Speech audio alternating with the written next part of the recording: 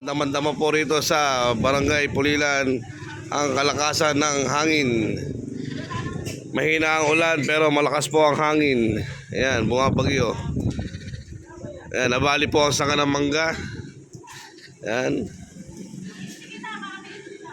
Kahapon po ay punong-puno ng sanga yan. Ngayon, nabali ang sanga ng puno ng mangga. Ba't ba? Naputol na ba yan? Ayan. Ay, naputol po sa lakas ng hangin. Ayan o, bumabayo po. Ang mga nasalanta, yan. Kamusta po ba kayo mga tao rito, mga nasalanta ng mga bagyo? Kahit po bagyo, pumapasok pa rin po yung mga yan. Yan, masisipag ng mga tao yan. Dalubhasa po yung mga yan.